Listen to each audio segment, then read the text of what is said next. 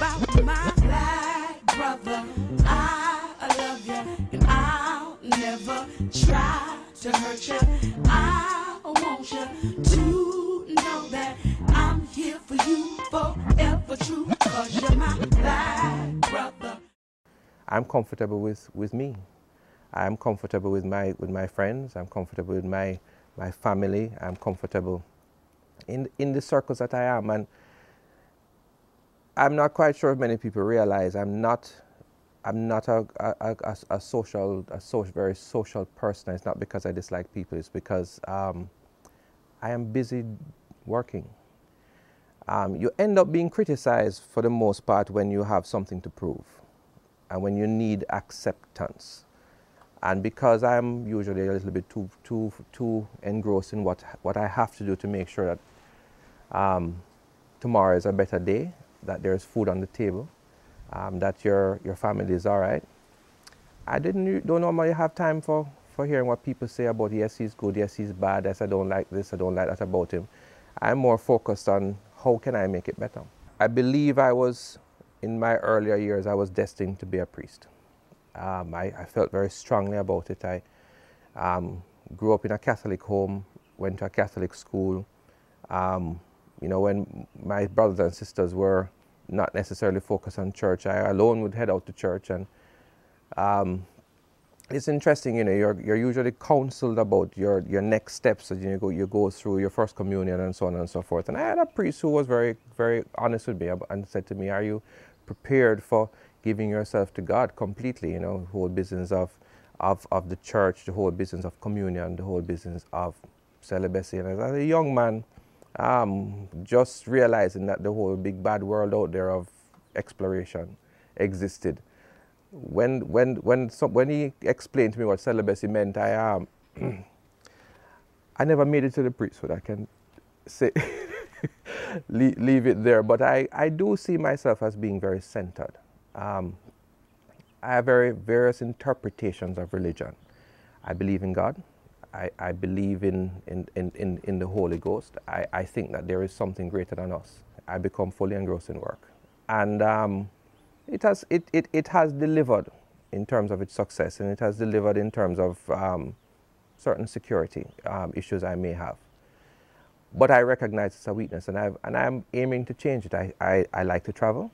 I love going to the beach. I actually consider myself a natural beach bum. Unfortunately, time doesn't allow for it, but when I do get to the beach, I love to swim. I will stay on a beach for an entire day and read 5, 6, 7 chapters of a really engrossing book. I usually like to be in a very quiet place.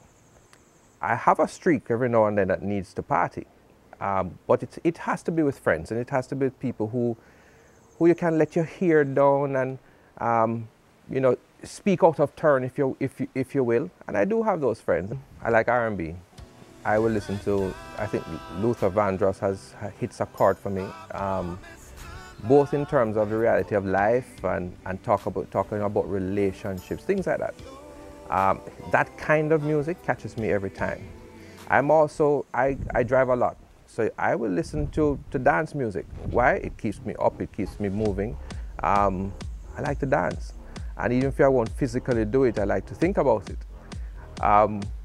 I've recently gotten into my iPod. I've had it for a long time, but I really haven't focused very much on it. But in my travels, I now have a mix of everything. I don't like alternative music. I don't like rock. I like reggae music, but I say reggae. I have an appreciation for dancehall lyrics.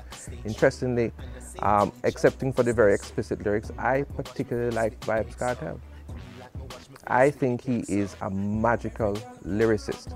I won't get into the issues that other persons get into, but when I listen to how he ties his lyrics together, I know that in there is somebody who has experiences that need to be shared. And he shares it with, and there are others. There are many others, but somehow his music grabs me. I've had relationships, good ones, long ones. None of them have resulted in a union. Maybe that will come. Some people are late bloomers. I might bloom when my hair goes white, I don't know. But it is, I don't think so. I've always found though that um, hoteliers, hoteliers have a very mixed story of success in relationships. And I don't blame it on the profession by no means. But you frustrate your home because you work as many hours as you do. It's a passion. So, but I don't blame it. I certainly don't. I really believe that in time, if it is yours, it will come. I have an adoptive son. His name is Dimitri. He is the light of my life. I was his godfather. Well, I am his godfather and everything else that goes with that. Very close friends with his mother and his father. And I've just always been that major part of his life. And it felt natural to the three of us that he would be with me. They're still very much around, and that's so appreciated. He goes to his mother, he goes to his father on certain weekends. He calls them, he speed dials them, etc. But we have made him extremely happy and comfortable with me, knowing that they're very much there. It's an unusual arrangement, but it works very well for us. From the very first day I saw him, first day he was born, I remember he was crying in his mother's arm, and I took him up and he stopped crying. And that has never changed since then. So I certainly feel as a parent, I've arrived, and I'm sure every parent understands that feeling. It doesn't have to be either biological or otherwise. I started working when I was 18.